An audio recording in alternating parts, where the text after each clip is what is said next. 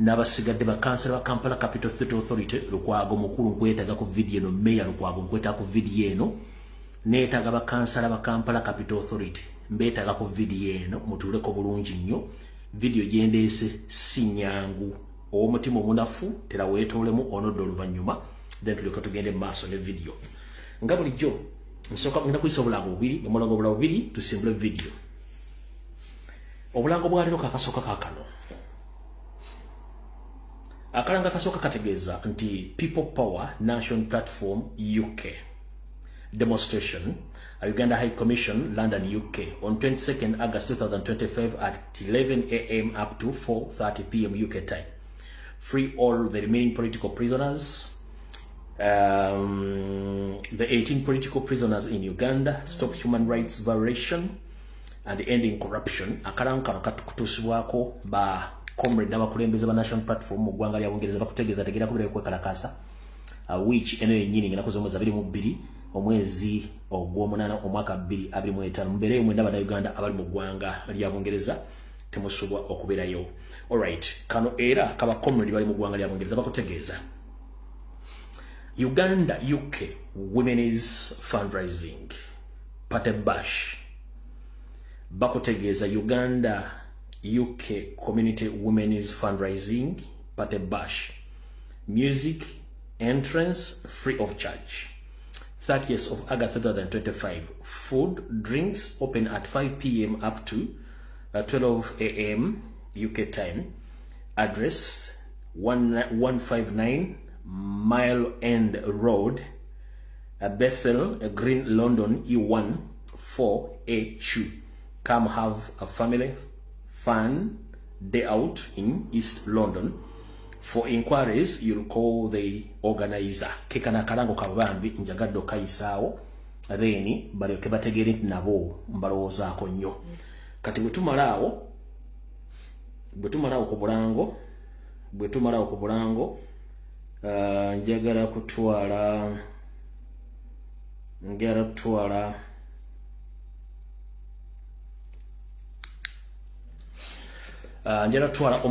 omukisa guno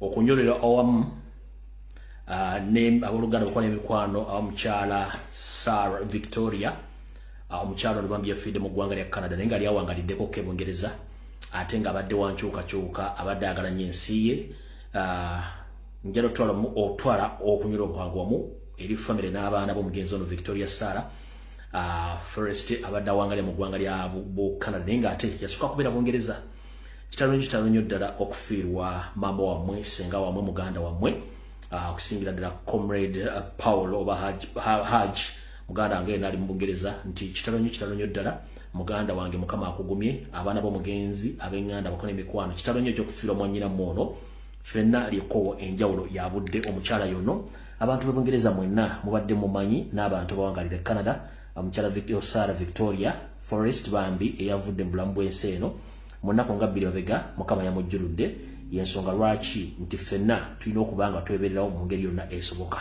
Alright, bwe mmala okuyisaawo okusaasira n'okunyolwa eri famire y'omugenzi then tuba tugenda buterevu mu video eyatuleese olw'ensonga obudde tulina butono ate ng'ebyokwogera tulina bingi. Alright, kati okusookera ddala njala otwala omukisa guno era okwebaza bannayuganda mwenna abannenyira mu bigere saako n'abo abasobola okusonda obuma bonna obwasobozesa okubeera ntusaasaanya olumbe lwa muzeeyi wange Davis Nsuba Mwankatoogo olwasulwa mwezi 15 mwezi ogw'omunaana olwasulwa mwezi 15 mwezi ogw'omunaana omusikana tekibwanga 16 mu maka ge Nakirebe.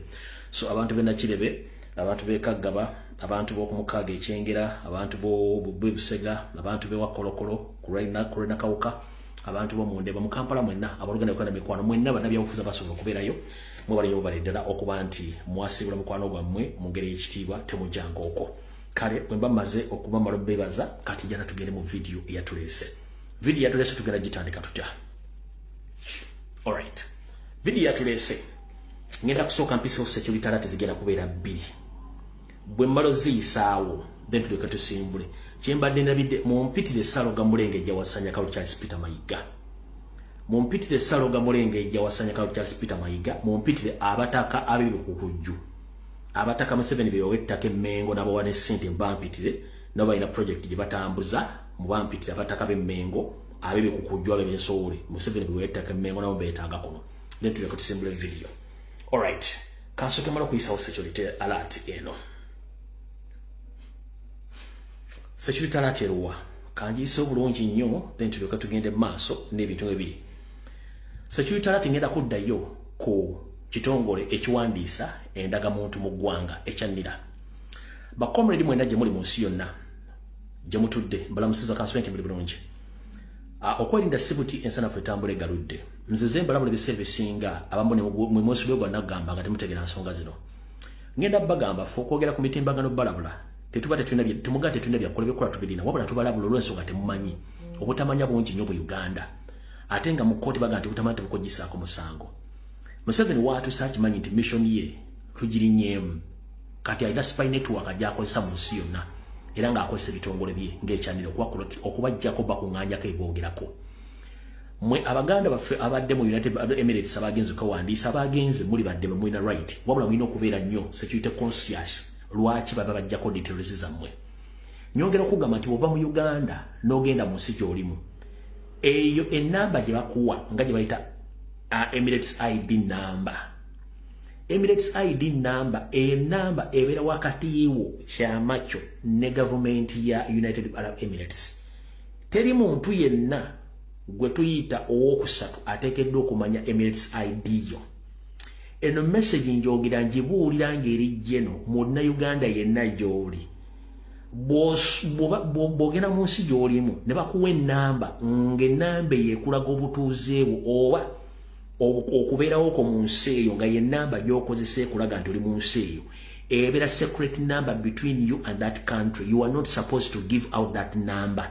Oba oli mu America, oba oli Bungereza, oba oli mu Europe, oba oli mu Africa, oba oli Ludda, oba oli Middle East. Eyo ennamba ebeera ya kyama. One, ennamba eyo ebeerako address yo.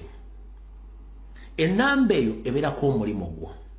Ennamba eyo ebeerako bank details zo.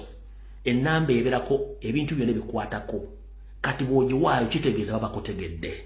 Kati muganda wange gwali eyo ngenda kutegeeza oli waddembe ogenda okujjuza ennanga muntu bw'okowandiisa naye currently sikuwa magezi. Lwaki? Kye bayita okubeega nga Museveni akuŋŋaanya data ku bannayuganda abaafuluma ng'akimanyi nti diaspora mutadde ku kifugi akuŋŋaanya data wammwe yenna. Y'ensonga lwaki bakusaba ennamba yo ey'ekyama ey'ensi mw'oli, identification number, nnamba y'ensi eyo mw'oli, baagala kkubegera bali mu kkubega. Kati ekyokulabirako eno form number ngifunyeko copy. Eyo form number ya embassy ya Uganda eri mu ggwanga lya United Arab Emirates. Form eyo bangi mwagifunye waggulu eriko visitors registration form. Visitors registration form. Visitors obugenyi ajja okukyalakaawo.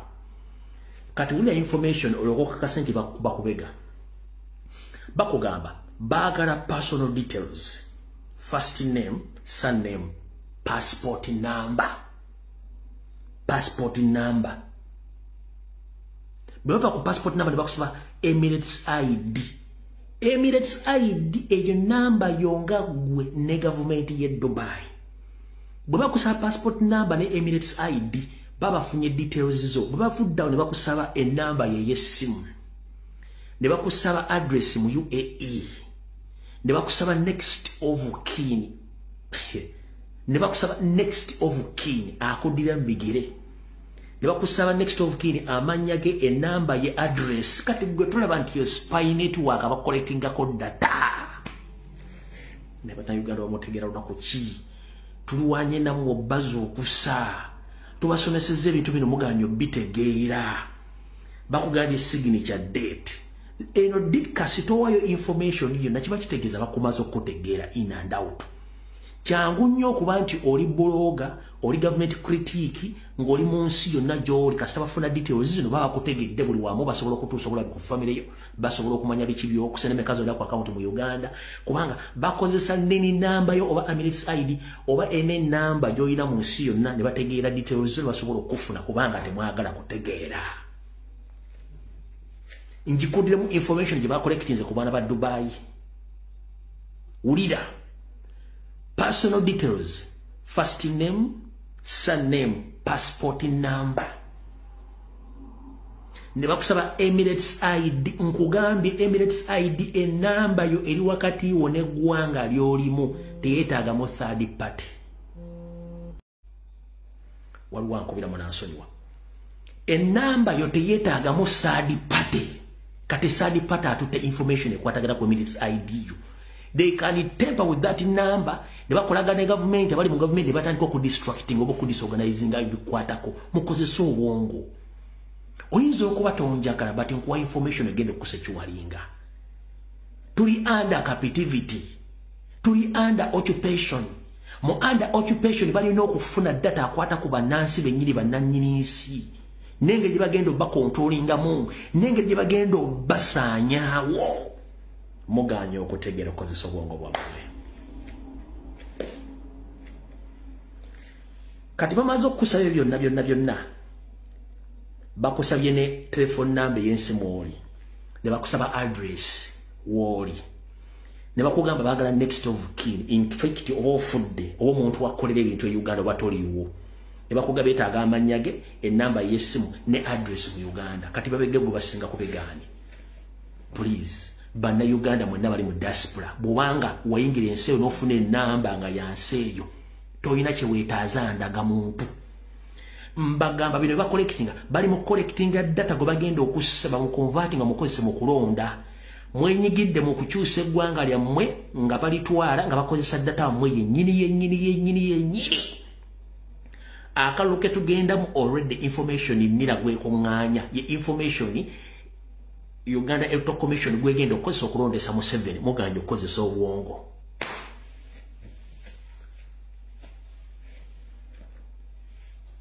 information jemuwayamba ojuza nini numbers gibagenda convertinga bagiteeke mu database Electoral Commission balonde mu 7 muganja kitegeera awo tugenda kulwawo so wali mu diaspora nkutegezezaako for instance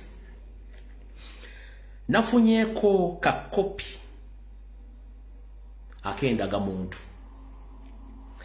nga details bakulaga village outside Uganda parish United Arab Emirates kako eyo copy yendaga muntu kati ngamba otya mu na Uganda n'omujulize endaga muntu ngeraga is outside of Uganda ewali parish ne bakutera United Arab Emirates don't you open your eyes n'otegera nti waliwo ekintu ekyamu kigenda maaso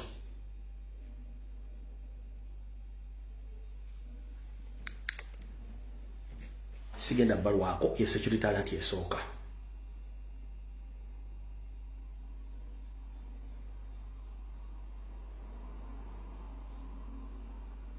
ye security alert yesooka tugenze ku security alert number 2 security alert number 2 ngenda soka njogere mu Luganda then malengi some mu Luzungu nga njagala tegeeza bana Uganda mwenda gye muli kitalo nnyo ekyokufiirwako omwanyinaffe Alexander Marino Sigobazise ku bijja by'abajjajjaabe mu bitundu by'e Kasese ekyamusse yawambibwa n'atulugunyizibwa n'atuusibwako gubulisa maanyi bamusiiga siriimu bamukuba n'obutwa abakikola we bali mu safe house bali mu safe house Mbuya n'ebitundu bali mu kukola mirimu gyabwe wabula nga omanyi ti ku mbaga tekubulako musiiwuufu nze budunda kumbera ku TikTok nga ntambula nkola portrait mpuliriza video z'abasajja ba state agents abali ku social media platform nga bagamba ebigambo bino wammanga tya oyo mwana tebamuwamba omwana kale kabadi era yalina siriimu ebyogera si bituufu teyafudde siriimu teyafudde butwa era tebamutulugunya yalina siriimu we muganda wange comrade wa NR Musaazi nokyatikka ebinnyonga embuzi esabalaavu kyetuyita obuyinza okukyuka tewayita wadde akaseera video zammwe tuzirina we shall use those videos against yourself. Tujja bakozesaako video ezo ng'obujulizi era mujja kisasulira egy'emisango gya Naggomola. Buli mwana yenna gavumenti gwesimu ne muvule nga balimba bewamba balina ne drone eziwamba abantu ne bazanya akabadde k'ebyobufuzi. Muganda wange time egenda tuuka nga tewali akugenda edduka mu Uganda ng'olina kudduka wekka naye nga kyekikuddusa busiru. Gwe bakuteereddewo system ku social media muli omwasaamiridde ng'obugego bukalu ku mudaala.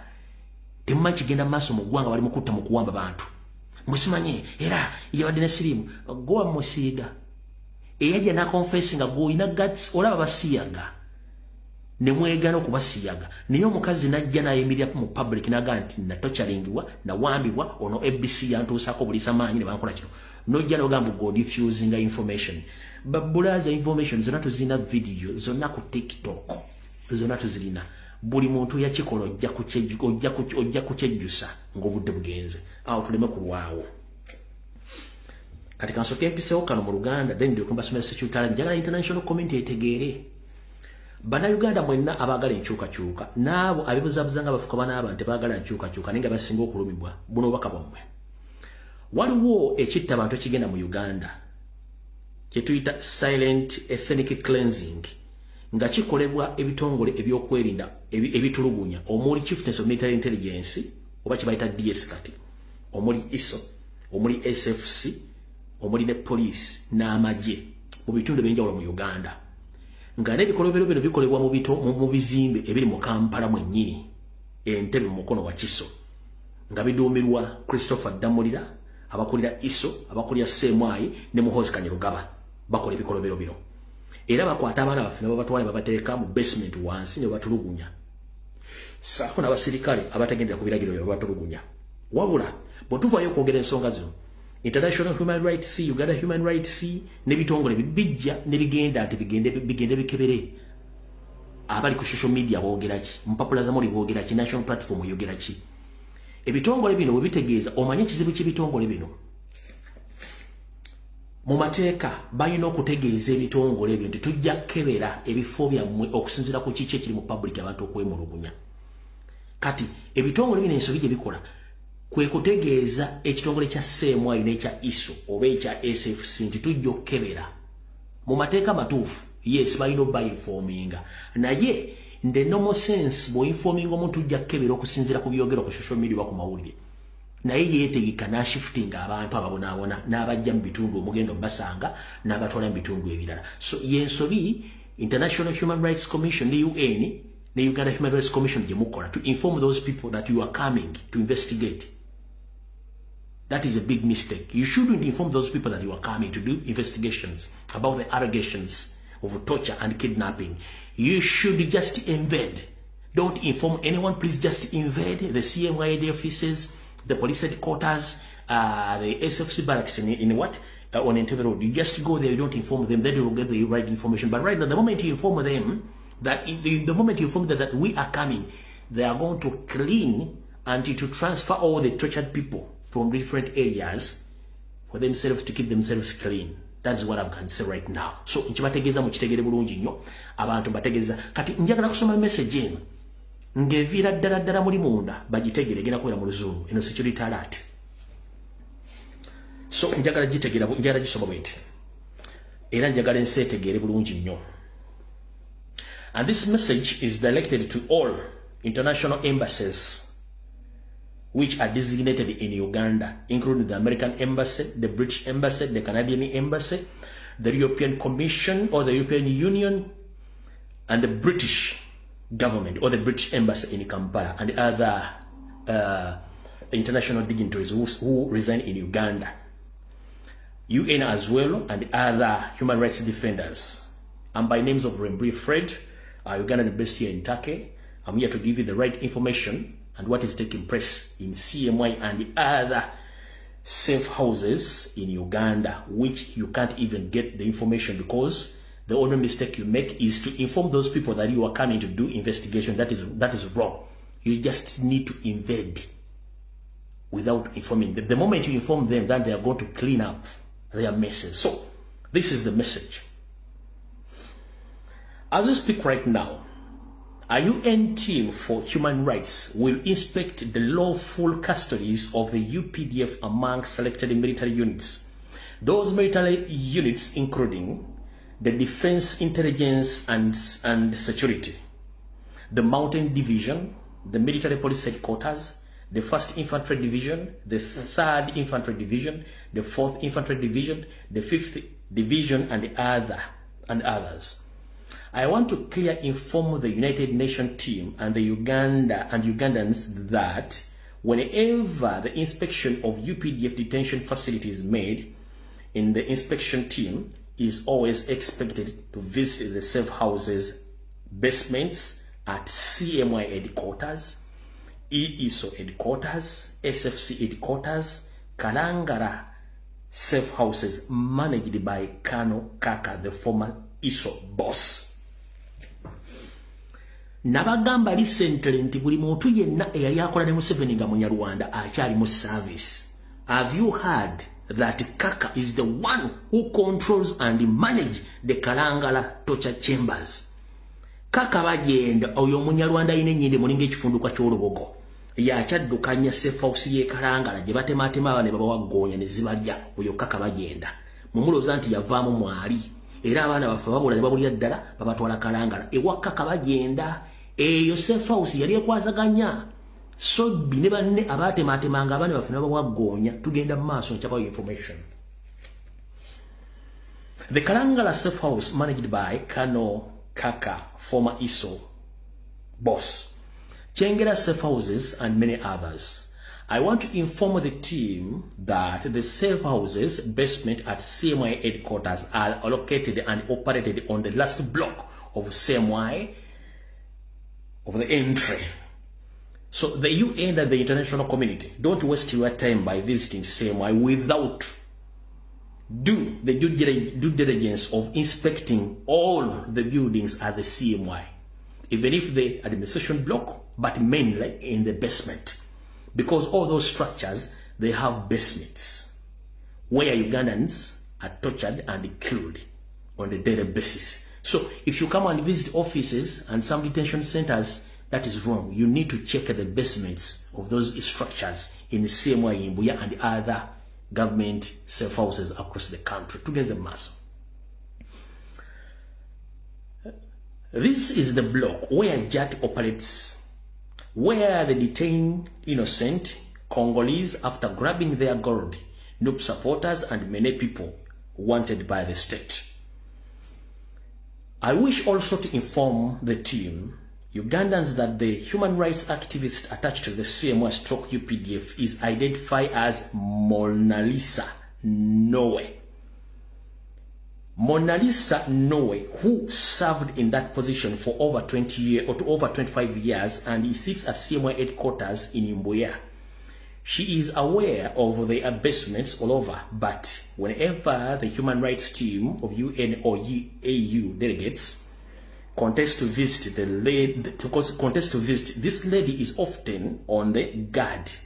The team to establish the detention facilities managed by CMY. Still, one of those facilities is called the Lower Mbuya Detention Facility, located in Mbuya Military Barracks, and others. One is established in approximately of the CMY headquarters, which they use to distinguish away from the safe houses basement, which are located underneath the last block called JAT block. MS Mona Lisa doesn't show off those basements, and she only puppet in the position. The Lower Mbuya facility and one within the CMY are used to detain service soldiers and other officers, but the basements are created for NUP supporters and other foreign personnel, especially arrested Congolese, due to the gold which they robbed from them. The UN team must be informed and demand to also inspect the basements which exist as mentioned earlier, since they exist in real sense. Just CDF is often praising them now, then, and it is not a joke it's not a joke of them, it's not a joke of him, but it is real. So UN and USA Canada government, UK government, and European Union. Hope you got my message clear, and you should do due diligence to find out, because there is ethnic cleansing, kidnapping, killing, torture of innocent Ugandans, but mostly the people of the central part of the country, that is Baganda, mostly who support the national platform.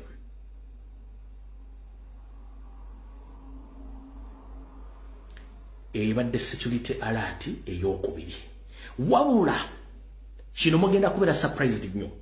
Omukyala gwenjogeddeko Mrs. Molisa Nowe, ono Munyarwanda Museveni yamuteekawo amaze emyaka 25 mu ofiisi eyo nga tavaawo.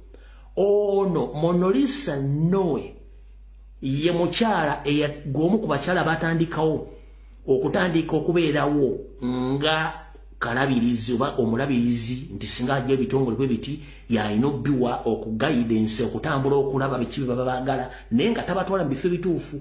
Ono abaddewo emyaka 25 nga n'ekitongole kya CMI oba DIM ng'ekyali wali ewandegeya ng'onootera otuuka e Mulago nga CMI ekyali awo. Ono omukyala bamwera omulimu ogwo nakati akyaliwo akaddiye ne waali. Okitegeera akaddiye ne waali kati noye Munyarwanda ono yakolanga kazanyikirizibwa Museveni emyaka 20 nga yalambuza ebitongole byonna temulaba bagamba tutulugunya abantu wante biriiwo abalambuza kungulu mu basement abalambuza kati mukazi Munyarwanda yakola ekintu ky'omulisa Nowe mukyala Munyarwanda. So the UN, the AU, the British and the Canadians and other senior international influencer and international embassies in Uganda, hope you have received my message clearly, informing you about what is taking place in Uganda. Previously, before Museveni, there were so many atrocities which were committed in Uganda, but most of you were deceived by Museveni propagandists who used to stay in Kenya, Tanzania. They end up blackmailing Idi Amin that he used to kidnap and torture Ugandans.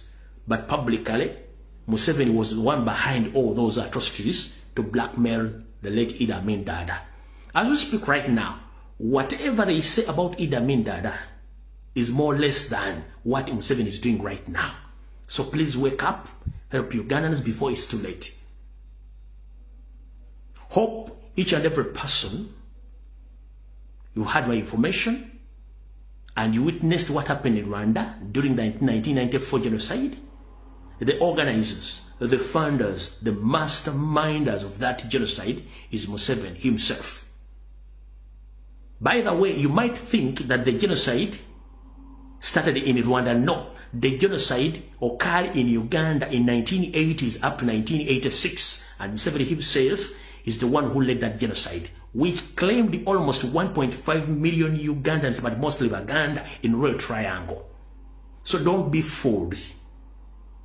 That gentleman is a devil, and his family. So you might think that the genocide started in Rwanda in 1994. No, the genocide started in Ruwero in 1980 up to 1986. Almost 1.5 innocent Baganda tribe, they were massacred. During that time, we have different labor groups, which was led by the late Andrew Tankome Kaira and late Kamyankwanga. But for them, they were operating different areas.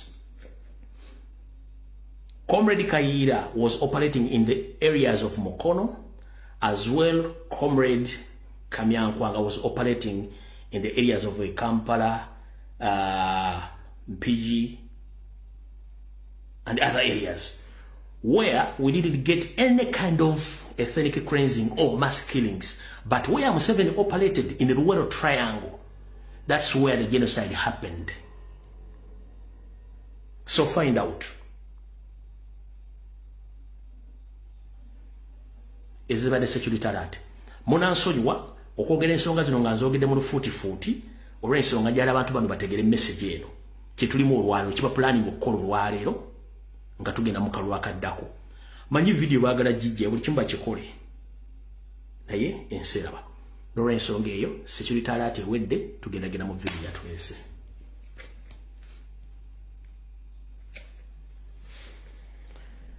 mu video lero nga tugitandika ndowooza kantandikire ddala ku bikolobero bye bagenda okukola ebisigale tujja byogerako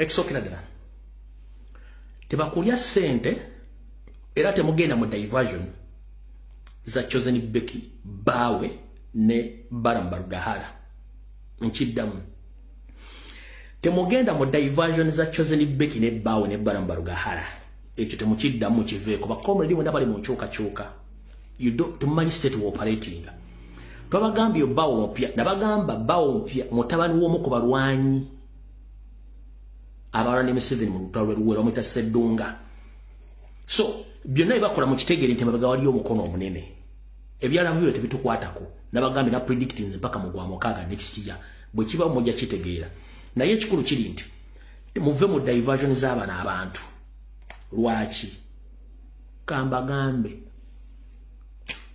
wadde poliisi yavuddeyo neeyogera simanyi balina omusango bataddeyo simanyi omwana under age omwana yayina bazadde be sibwe kiri nti ye waliwo omusango n'ogulaga nti omwana yo abazadde bawa omusango gwa environment teguliyo nkuddamu waliwo omusango n'ogwala omukadde ogulaga nti waliwo omusango nago baateekako omukooti oba ku poliisi ogulaga nti waliwo environment no why at this particular moment omwana aweze emyaka 2 azadde n'abaana bateeke mu environment tokozesa bwongo obwo ekirala bala mwemuga muwadde saabiri munya agenda mukwata amuguleko omusango gwa tekisoboka it is impossible okusinzira ku nsera zange zo tasobola musonga muwadde olugalo bwati ne poliisi lyeyogedde tebasobola mukwatako one I can authoritatively tell you that omwanvubuka oyo yakubidde dda kitaawe n'akubira Museveni ne bayissuinga statement erabula Baramba Rugahara obutagenda mu maaso n'ebigambo byayogera tasobola mukwatako ekyo kuno bala mukwali tasobola mukwatako ne poliisi byayogedde byali okujja kuba yizo okulwana ne information gyenfulumiza byawo yabasobola okulwana ne information gyenfulumiza ebaganda bamukutte kutawo mutaddeyo no ekyo basobola okikola ebbaluwa yafulumye ngeragira bala bamugasindikira muli ebinnyo kano mujja kasala nkiddamu omwana yakubidde kitaawe lwamudate emisango gya defilement kitaawe omwana n'akubira nyandwe n'ategeeza state house controller ne permanent secretary oba walinga akwataganya state bwandike n'ategeeza bala musinikira muli ebingo byogera byonna tesobola kukwata mwana oyo omulimu okyagwagala bweyagala kugenda mu basement bw'omulangazzemu okukola statement ekwatagana mu mwana njagala mukwata mulete mu ofiisi okujja nga bagenda kuzanya diversion naye akola information gyemba wadde it can't happen naye nga basobola okulwanyisa information gyenfulumiza temugenda mu diversion muzibalekeemu basigale mu bintu byo mukitegedde bulungi nnyo awo tuvuddewo kyenjagala obategeeza ekirungi mwanyambye eya namukadde enzera yavudde mu America eyo mwagiwooka ne mugireka eyo naye neeyitira era mukadde enzera yava mu America mwagidde ne mugiteekaawo ne mugirekaawo mwagiresa bulesi ekyo mukitegedde kati njagala obategeeza ekigambo kitegere bulungi nnyo ekirala ensonga z'omuwala gwe Nakivubo n'oguva ku Yohana Maria Muzeeyi gyenzaalwa eva okutubuuka ku mugga gwe Nakivubo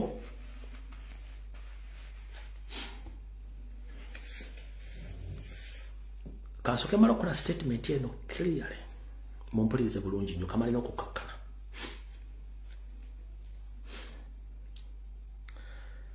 nze nga nze omuntu nina ekizibu kimu saagala kunyigiriza muntu nange saagala kunyigiriza ate amazima ngaagala nnyo sikolera mu bintu bya kiyaaye naye mu Uganda ebitundu 80 bannayuganda bonna bayaaye era obugagga balina bonna bwa kiyaaye ne gw'osanga nga yeeyita looya mu ffere ne gw'osanga yeeyita munnabyabufuzi mu ffere ne gw'olowooza nti father oba pastor bonna baffere ebitundu 80 so byaweya sagayo omwala gwe Nakivubo ebbaluwa zigenda kufuluma nga zibalaga reference ani gwe bawandikira omwinfominga ku issue eyo. Ebbaluwa zigenda kufuluma nga zibalaga bakansala baatuula. Ebbaluwa zigenda kufuluma nga ziraga abantu bagabana ssente. So saaga olabe ebbaluwa ngerimu omuntu gw'omanyi noga ono naye ebintu bino yabirimu. Mbagamba saagala ebbaluwa muzisome nga ziraga nti gundi bamuyinfominga ku kigenda mu maaso n'asirika. Njagala obbagamba omwala gwe Nakivubo Museveni kennyini ye yatola order ne bakwata ssente ne baziwa Kampala Capital Authority n'olukiiko lwalwo olukulembera Lukwago ne bakansala bonna. They should come out and defend themselves. Zino see allegations. They can come out to defend themselves and say allegations. Why? Manyize byange mbyogera kati ng'omusezi agule siyani sitegana na banna Uganda. Kati nakabizi kenda bekuno ku social media. Kajja kaasamirira naye nzi sireka na bubizi kuno. Sireka na bubizi bwa social media kati. Zaye nakuzo omwezi makumyaga omwezi ogw'omunaana 2024. Abasinga omujjo omwala gwe Nakimugutegedde ennaku 2 nze nagutegera ngena kuzo omwezi 2 omwezi ogw'omunaana 2024 nenkuba information eyo omwala bagusiikirizamu okumala omwaka mulamba. Abali omugambe nti twaliwo. Abali omugambe nti twaliwo lwe nakola information nga sinabazanyira ka video kano. Abali omujjuki mwaka mulamba nakola video eyo.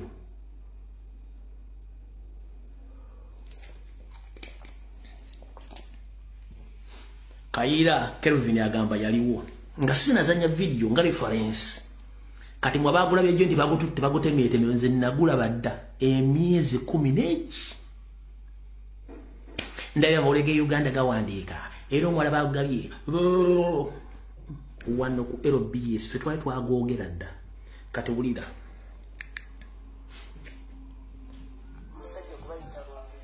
no wait Kambori Forest tugende ku birala. Musajja kubayita Lwambwe ebintu estera kumukiriza naye yagamba nti enyaala okuva ewa Kiseka bagiwadde hamu okugisimbako amaduuka. Yakyogera ennaku z'omwezi nga 2 ogw'omunaana omwaka guno naye bw'olaba nga kituukiridde era teyakomako ekyo n'agamba nti n'owino bagisalamu dda projects 3. Obudde tuyina butono. Ladies and gentlemen, sente zatambula bakansala ziri milioni 10,000. Sente ezatambula bakansala ziri milioni 10,200. Mugenda kulira mu erinnya erigenda otambula ennyo. Mugenda kulya mu erinnya erigenda otambula ennyo bakansala. Ndibagambe mugenda kulya mu erinnya bayita Mosh. Mugenda kulya mu erinnya bayita Mosh. Nenga milioni zatambula ebi ne bazisaasanya bakansala bonna. So tebakulya sente. Museveni omwala yagutwala dda babadde balinda lunaku bagenda koyo bati. Ne milioni zatambule mugenda kulya mu erinnya bayita Mosh. Nga sente kwe zatuukirako zitambuza. Kati bakulya sente simero kwaga ayogera biki mu Lukwago amanyi. Bayo kyakatali Lukwago yali amanyi mission agimanyi nga ne hamu akimanyi buli kimba kimanyi. So nkutegeeza buli bonna bakansala balina okujja ku explaininga lwaki omwalo ogwo gwatundibwa. Mu angenda lolyagero ganti twetaaga nkulakulana ate nga naye mutuufu. Naye mu ange yagala enkulakulana oli mutuufu nenjala kubuulira. Ensi zonna zirina emyala egyo giri open na gye bayita river oba ze bayita channel. Channel oba rivers zibeera open tezikavaringibwa.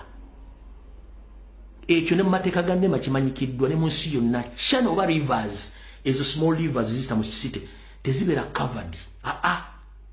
Zikozesebwanga tourist attraction, zikozesebwanga okwanguwa singa wabeerawo ekintu ekigulu oba omuntu balwaga nti omuntu agwiddemu mugundi basobola musanga luddawa basobola musanga mu bitundu bibye kati kikikola kati naye bano bo baga nti yes development intufu yes they are right naye wa ani gwe bagimuwadde ku ki era yaani kyekibuzo ekikulu era bwe tudda mu normal senses genda olabe plan y'ekisawo yasooka n'ekisawo ekiriwo genda olabe plan gye bakuwadde ey'omwana ne plan egenda okujja nakugamba bagenda teekawo lockups ayi ke bakulaze ka green open garden oba paka ke bakulaze ekyo kiwaani mission ne bagamba mission yali yakuteekawo lockups ze bagenda oteekawo maduuka so si eyo green park gye bataddewo no si yeeyo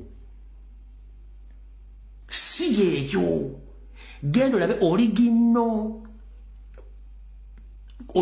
original plan ya Nakivubo Stadium ogirabe nenono gye yakola kati nakano kaba batereddewo ka green park gye babateddewo bagenda tuulawo si yeeyo main issue ya kuteekawo lockups maduuka but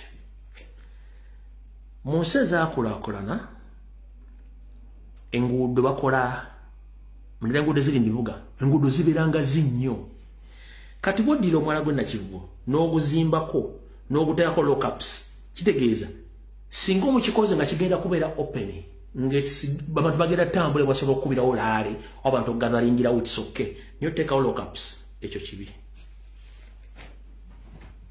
okitegedde bulungi so kati Lukwago ne banne tebagamba nti bali tebakimanyiko buli kimu bakimanyiiko nakikuba omwaka mulamba so tebayo omuntu agamba nti mu state council tebakimanyako buli kimu bakimanyi bulungi nnyo wabula webuuze Museveni ajjawo obuyinza obugayo ebintu bya gavumenti oba ebintu by'eggwanga ajjawo obuyinza kubanga we are under captivity ekyo mukitegedde bulungi nnyo so byonna tebakulya ssente one mbagambe video etandise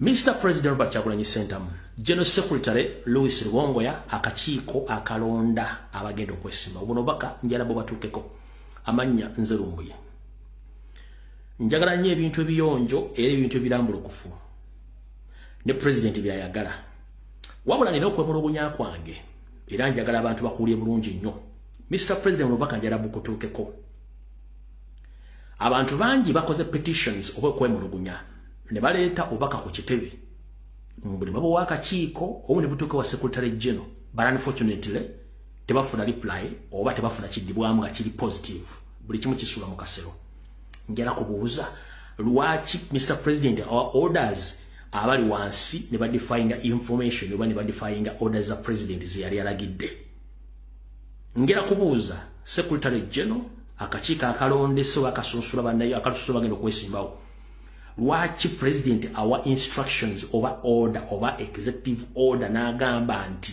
abantu baleta okwemulugunya kwabwe okuva mu buli ggwanga nga beemulugunya ku bakulembeze bagenda okwesimbawo abantu ne baleeta obujulizi babuteeka ku kitebe ne batafuna response oba ebaleese byonna ne bifiiraawo that is wrong bwe tuba tugenda kunula ggwanga nga tetwetaagawo buvuyo na buli kimu nze sikulya mu bintu bikyafu no buli kimu nja kyogera bagamba buli kimu nja kyogera first and foremost bakansala bonna betwalonda mu kisanja ekiwedde tekuli alina kufuna kaadi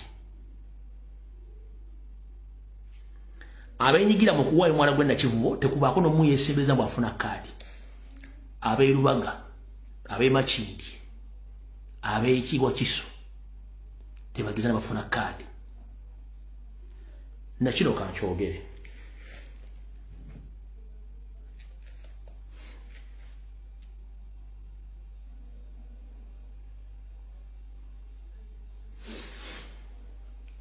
abantu beruwero babadde bakomplaininga ku chairman wa Lusifiri bakola petition ne baleeta buli kimu ekyetaagisa mugende ku page ya Map Media ebintu bino yabitaddeyo byonna abantu beruwero baleeta obujulizi obulumika ssente bwoyo okuba nti yenyigira mu bivuyo okuba nti akolagana n'abasajja ba gavumenti nobody care about the information eyafuluma buli kimu You know one.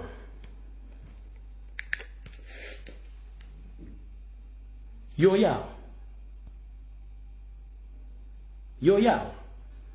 Buli kimu n'obujulizi ne buleetebwa era akyali mu race. Omuntu yenna mateka kasabira kodenti. He doesn't qualify okwesimbe wantu wonna. Akakiiko k'ebyokulonda, Mr. President, Secretary General n'olukiiko olufuzi twagala kwawukana ku National Reverse Movement nga omubbi omutemu omufere yenna aliko denti tasobola kwesimba wantu wonna. Meya weruwero tubagambye babawadde information buli kimu naye gaya akyali mu race era atambula agamba mbu ye yalina kaadi nga buli kimu bakibagamba information tugirina tuvudde kwoyo. Mayinza ngenda bali mutagala kuwulira.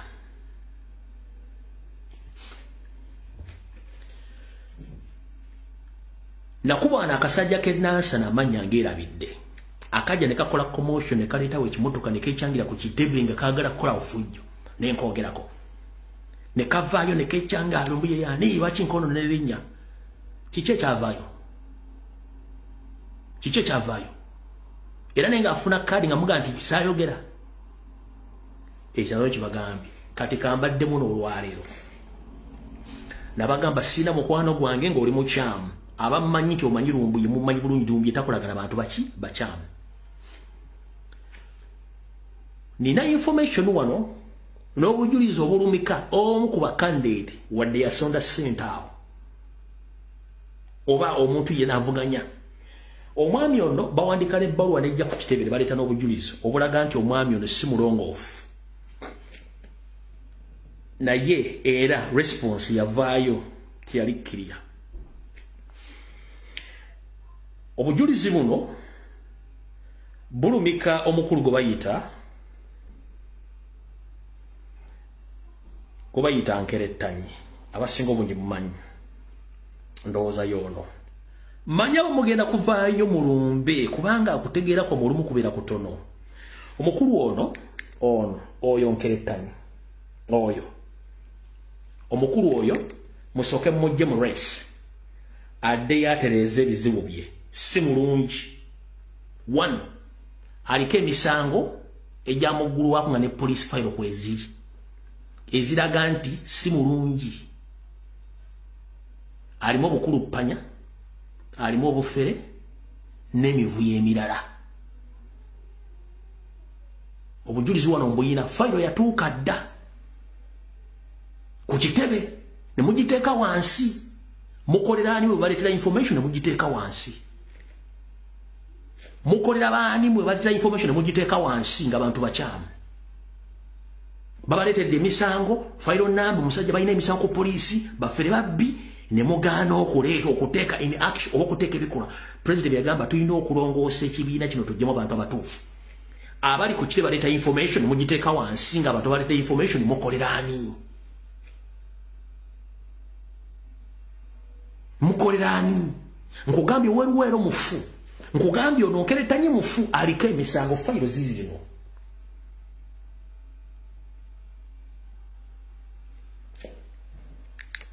Zino zonna fayiro. Buli kimba akire bakiteeka ku kitebe. Emisango egiraga reference egiri mu court n'obufere bwonna. Naye era please fayiro baziteeka wansi. That is wrong. Nenzija nembagamba since 2019 2020 nembagamba aloyise Mbogo mukozi wa Janet mukozi wa Sale mukozi wa state nembaga buli kimu still ne mu accepting aje yesimbewo nabala nimbakiza baje besimbewo tugenda kubera musenga vanga vudde mu bintu ne bagamba nti konaka chika akatwala wa Kiso district konaka fu ne mugana okuwuliriza akakiiko konna akaloko kansa akatwalwa Kiso district konna kafu ne mugana okuwuliriza era mukyalimu ebibuvuyo. Nebaga buli muntu yenna ali mu DP buloko mwetegereze nnyo DP buloko ba DP bulweve wantu ereka w'amagi gaayo.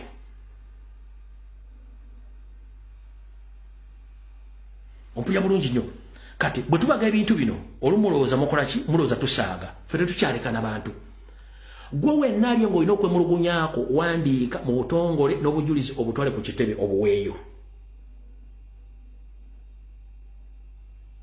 njagadde okwogera ebigambo bino kubanga abantu amu batwala fayiro n'obujulizi baagaana obuwuliriza kati okumanya bano abantu balowooza tuli basiru bwe nayogera ku Lois Embogo emyaka egiwedde nafuna resistance okuva mu state mafias abamu nga baganda be amanya nagababuulira dda wabula fun enough to confirm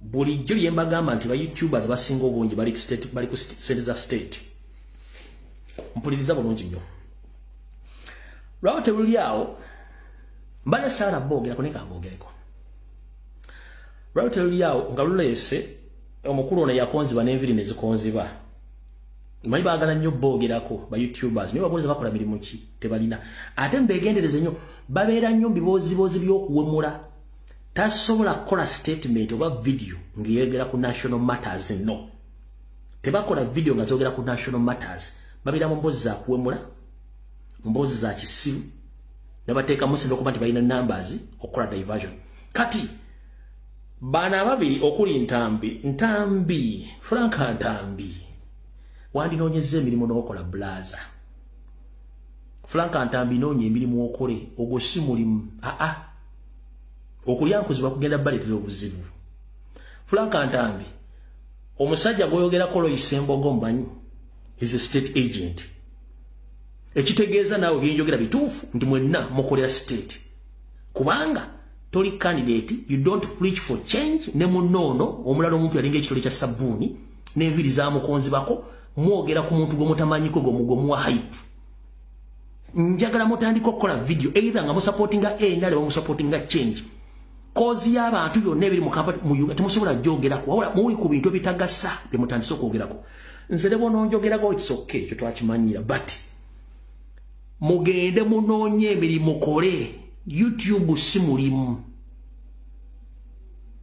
Franka Ntambi ne munono simanyani ono mumpi alinga ekitolo kya sabbuuni eyakonziba ekimwambaza galumindi azifutalaba mugende munoonye emirimu kole nze kino bulijjo kyenninda ulira bulungi nnyo saagadde ba amasanyalaze bire bayogedde yes bagamba yagoya amatoke amayuni nkolempo omina lunga yagoya amayuni yombiye nkolempo mi abika Salene Museveni tuolaba trajectory y'ebbiri tuyingira mu kwaka 2020 ne sawa zino 2023 tuyingira 2026 isawa zino singa lumbu ya kutebwa ati amadde soloboza sawa singa solobo 56 wali wajira alumbiye wa lumbu yoli gateri nawe no one would care about Franka Ntambi. No one would care about no one but Lumbi. Watch together. But because in Sibambi Dibia Muteri, to say Mobilia Vilimwetan, no local story in Abajuku Feze, Yasami, Gasami Bajonze, Nebajukua, no Jano Yocha. I want credibility, Korachi, credibility far. Uziwa credibility, Ebiranga something just taking no Jacobo, Tidamu Kunwera, Ebanga trust. Abantu bakujjamu trust osobola kuddamu kubanga ogizimba n'obeera ofa kakati bino byonna ebyogeddwa ku Lois Embogo si gwe busoose kubanga omu ku bantu bayogeddeko Lois Embogo bakolera esalimu salate yafa ye statement gye mbadde njagala ti omuntu omu gwayogeddeko Lois Embogo then get to know mukulu Franka Ntambi njagala ntera ekifaananyi kya Lois Embogo nga aline president mu kalulu kano wala kali akaggwa n'oyo kyali ogwo mutudde naye omanyi ekizibu kye mulina mwagaana okukkiriza nti Uganda nfu era ndi wano bagamba buli mugwagwa yenna gola agagamba nti Uganda erimu emirembe manya nti akolera gavumenti teri nsi erimu mirembe esobola kubeera nga mwe yabafuula bamulekwa mu nsi yammwe nga mmwe mwafu tukukwata microphone akwetunuzaamu kamera twog'omulimu kati ezo emboozi z'ababodaboda n'abayamalaze mubeera because the mention you mention ba state agent bennyini state abantu bamanyi ng'oyogera simanyi ku Same the Mighty Family ne Lois Embogo bulijjo kyenjagala okumanyisa eggwanga ba YouTubers omulimu gwabwe omutuufu gwekulwa ani gwe bakolera kati mukitegedde bulungi nnyo ekifaananyi kye babeeramu bw'ogamba nti mulina ddebuli mwasoma emirimu gye mukola gyabula YouTube channel zaali ku part of framework gwe mwakola mu university oba you just improvised okuba temwayina mirimu gye mwasomeranga Museveni abozizza emirimu. You should think twice before you attack someone or you talk about national platform issues. Nkubuuzizza nenkugamba ekubye mwogera ku social media platform zaali coursework okudebulize mulina. Ate kasita mwefuula abagezi ennyo muze ni analyst o analyzinga ki abasumbuzi bamukwekalakasa you can't analyze those issues. Abaana bali mu kuwamba you can't analyze the kidnaps. Abaana bali mu kuttibwa ng'ono yafudde gwe basse Alexander Marinos, you can't even do any statement against the torture and the kidnaps. Wala mutuddawo bw'abanga byemukolesa zino yali part of the coursework bimwasoma ku digulize mulina, then you should get a visa mugende wabweru w'ensi mutandika okukola munoonye emirimu. Good enough kyenjagadde statement abantu bajulire nga mwogerako oli mwogera ne kono Loyce Mboga nga mulinga abasapootinga kiba kiwedde temukyalina kyemugamba ggwanga mukole emirimu gyammwe sibagaana bafunamu ssente naye okwogera ku bintu ebikwatagana ku bye twogera bw'oba olina obulimu abubiri mmwe mulina obulimu abo mugatta bubeera buna mukole statement zenkola mukole statement zenkola oba gula Facebook account wa page otandika okwogererako bw'osobola okubeera mu Uganda ewiiki ebbiri muli aida ndisodale mulina degree ne temwasoma eyo tali it wasn't part of the coursework gye mwakola okubeera ku YouTube. It's not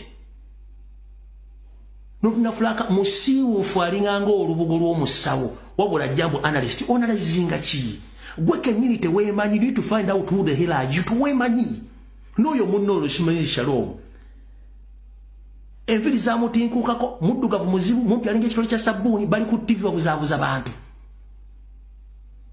mungende empola dalida besonyi mu kagulupu kamwaka abafeera kali awo ba smart wire abamuli ba pimp muneso ywe mbagamba fe tuli ku national matters mbere ku issues za mweze mbere ku sexual issue matters za mu fe tuli ku national matters boba social media muyita na kuma Facebook oyita nyangu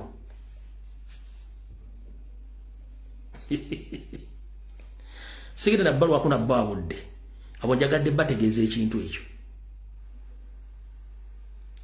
mbalu ira manyika jabba tukako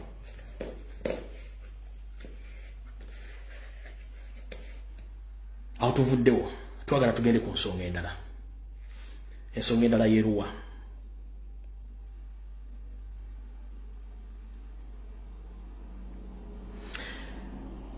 waliwo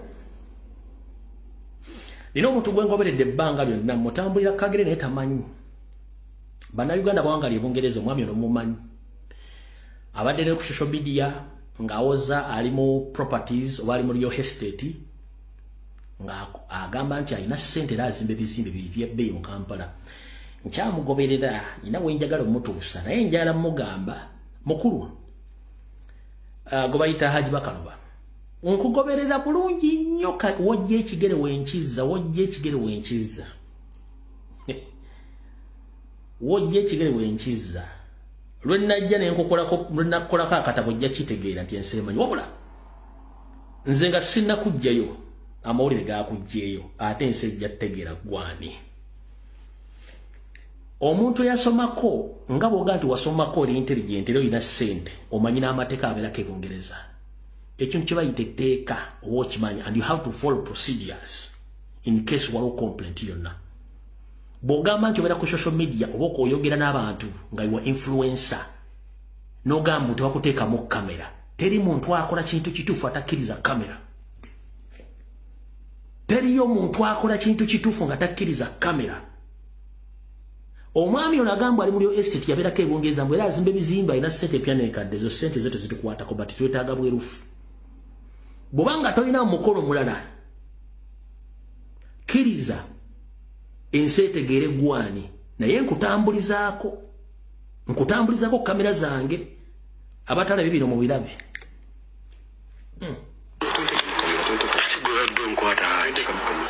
nyimiridde mu kamera nga njagala kiggwe ezigitugenda ziggula wabaddewo okusika omuguwa ku ttaka erisangibwa erumulisel mu Kajansi wakati w'enjuyi bbiri okuli olwa famire y'omugenzi Bernard Kanaali ne Haji Yasin Bakaluba nga bombi balina ebyapa nga buli luuyi lugamba nti ekyapa kyalwo kye kituufu. Polisi yali yaganye enjuyi zombi okubaako kye bakolera ku ttaka lino wabula Bakaluba yazze ne tulakita wetiye n'atandika okusenda nga ab'enju y'omugenzi Bernard Kanaala beekubidde enduulu ku polisi era neyimiriza tulakita nereeta omupunta wa gavumenti era n'alipunta lyonna nga baakubuulira buli luuyi ekivudde mu kupunta wabula bino byabadde bigenda mu maaso. Bakaluba ye yasoose okwebalama kamera zaffe n'atandika okukwata akatambi ne bazze nabo ng'alaga ng'abali ku ttaka lye bwe bali ababbi. abati kyokirayiwa nti mbadde omanyi ekintu kibeera kyangu mune mutandika okugenda n'okukola ki. Ono era alumbye omusasi waffe nga bwamutisatiza nga bw'ajja okubaako kyamukola singa afulumya emboozi eyo. Omusajja abeere Bungereza ng'olina ssente n'olumba munda mulonga nti ojja mutuusaako singa n'afuluma eggulire eryo oyina ki? Ogenda mutuusaako kitubuuza ogenda mutuusaako ki era oyina ki?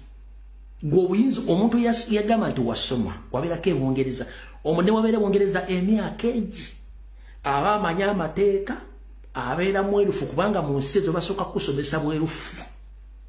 Buli kyonna ky'okola mu nsi z'abazungu basobola kusomesa bwerufu. Bw'oba ogamba nti ssente z'ogamba ozirina nga teziri mu mukono mulala ogamba otya munnamawulire ntakuteekamu kamera ojja mutuusaako ole bw'afulumya emboozi eyo. Gwe agamba nti waliko e Bungereza mu nsi zino basooka kusomesa bwerufu mu mateeka. Kati gwe agamba nti waliko e Bungereza nga tosobola kukkiza mateeka gateekenga ekkoosi yaago. We nkutambulirako bulungi nnyo nkuddamu buli wamu nkutambulirako. Profile yo njirina buli kimu byokola byonna nkutambulirako. Koga nti obeera mukulu genda mpola kankabaddize wano muule bulungi nnyo byayogedde. Mbye omusasi waffe nga bwamutisatiza nga bw'ajja okubaako kyamukola singa afulumya emboozi eyo.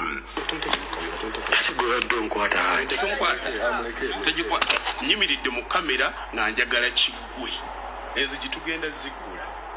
Eno documentary egenda kutambulamuuko. Ekyapa ky'abantu bano kyakoleddwa last year. Ekyapa kya muzeeyi kyakolebwa emyaka 25. Omupunta wa gavumenti ayise enjuyi zombi awatakkiriziddwa bannamawulire n'abategeeza nti waakubabuulira bye bajje wano mu bwangu ddala. Poliisi eragidde enjuyi zombi okwamuka ettaka nga kati liri mu mikono gyabwe paka nga bafunye alipoota okuva ew'omupunta. Ssentebe w'ekyalo kino Sally Godfrey asabye minisitule y'ebyettaka okugonjoola ekizibu kino nga bukyali kubanga naye yeewuunyaawo kubanga ettaka liriko ebyapa bibiri nga byonna byakolebwa gavumenti. Mazeeko emyaka egisukka mu 2 nga nze kyama kyewuunyisa nnyo nti ettaka limu liriko abantu babiri kyokka ng'ate bonna balina land titles ate nga ministry ya lands ekkiriza nti zombi ntuufu era na byonna ebinaabeera wano tulowooleza ddala nti lands office ye Bernard Kamara nga yakikiridde famire y'omugenzi Bernard Kanaala asabye bayambibwe. Ettaka lyafunibwa mu mwaka gwa 1900 eryagabibwa ku bajjajjaffe ne bafuna ettaka eryo Temiti Obuluma n'agabana ettaka sukwa mayiro ziri 6. Amateeka weegali ebyapa biba bifaanagana basaveeya babaddewo bagenda kukola lipooti tukomewo tulabe aja atuulawa wanaaba yatuula mu kyoto nanze zira ku bbali wanaaba yagenda okutuula muntu wa bbali nze nga ntuula mu kyoto. Omwogezi wa poliisi mu Kampala n'emiriraano Patrick Onyango ayogedde ku kya poliisi okuleeta omupunta wa gavumenti okwerula ettaka lino. Mwamuzeeko omukyasi yatokokerera nayinza omusango gwa criminal trespass naye okuva olwo paka leero tagangayo poliisi kubanga poliisi bateekwa okutuuka ki criminal trespass okuba ku scene netuyita visiting the scene. Kati mukulu bakaluba influencer property magwero bamegwero gwomanyi whatever it is. Boba abirako ebungereza emyaka gyogamba wagibeerayo muno okunganya sente gyotandika okukola odiringe mu properties nkulamusiza njagala bere musajja mwerufu buli kyokolo kiteeke mu kamera nga kyerufu oli sikutiisa tukimanyi bulungi nnyo abantu Museveni bangi baakozesa okutwala amataka g'abantu n'okufera abantu bw'oba toli omu ku kyo ku bo nkusaba bannannyini ttaka eryo mugende mu mateeka buli omu alage munne obwannannyini bw'ettaka eryo mwawukane nga babigo naye ebikolwa by'okola tebiraga bugunjufu okutiisatiisa bannamawulire n'okutiisatiisa ffe tebiraga bugunjufu. Imagine oli musajja Muganda bogula n'abasajja Baganda azifu nti waliwo ekikusindiikiriza naye ng'oga nti oli influencer obuulira abantu ebintu bya property management. Nkuddamu nti omuntu bw'abeera mu nsi z'abazungu emyaka 3 basooka musomesa bwerufu n'amateeka naye amateeka n'ogamba tonkwata mu kamera era bw'ona ogifulumya ogenda kutuusaako omuntu ogenda mutuusaako ki mbuli haji ogenda ku musalo n'osaala era abantu bakugoberera mbuli mulungi nnyo mu kubuulira otambudde ensi zonna nga gy'obadde gye watandika kagundi ka program kuba gwenda osomesa abantu mu nsi yonna obasomesa simanyi property management simanyi biki era bakuŋŋaanyamu sente bazimbire byonna mbadde mbiraba nga mbitambulamu bimanyi bulungi nnyo naye kennaakutandikako bulungi nga maze ofuna information endala ojja kutegeera tutugenda kulwawo njagala tegeeza ababbi b'ettaka n'omusajja gwe bayita Major Lukyamuz owa State House mulekerawo okutulugunya abasajja Baganda mu Buganda ku ttaka lyammwe nga muwa ettaka Abanyarwanda. Major Lukyamuz ettaka ly'ombataka Nabbingo liwajja ku bannayuganda okuba nti bakuyitoyinda famire member bakuyitoyingira mu ttaka eryo tebakuwako acres gwe n'oyagala mutwale ettaka ly'abatuuze bonna. Major Lukyamuz biwundi mulekerawo okufera abantu Abaganda bangi ku ttaka lye bali mu kkaaba nga gwe Lukyamuz ne gurupu yammwe Major Lukyamuz mubba amataka g'abantu musiba abantu mu safe house ne mbatta n'abalala ne mbabuzaawo lw'amataka.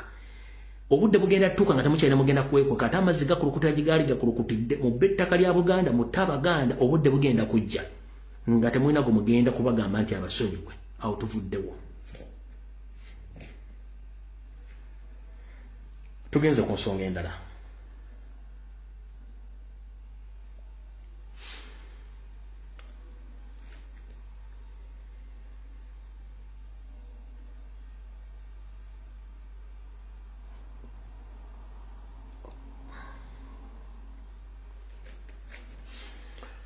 Waliwo ensonga zemulabe ku social media ezigamba nti eggwanga lya Amerika lyakkiriziganyizza ne lya Uganda okuleeta abagwira ab'enfisi mu Uganda babeeremu.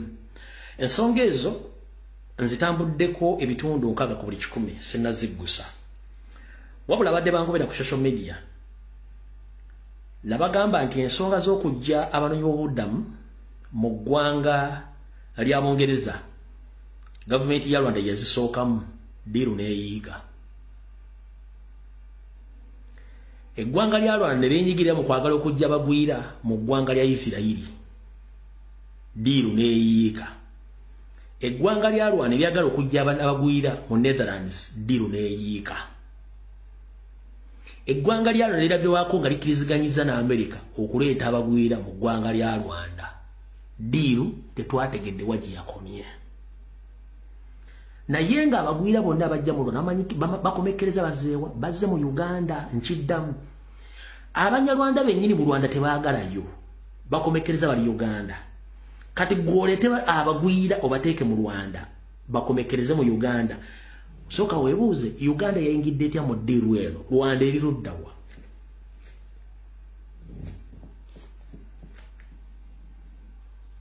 Nkuwa information nga nkuwa ne reference.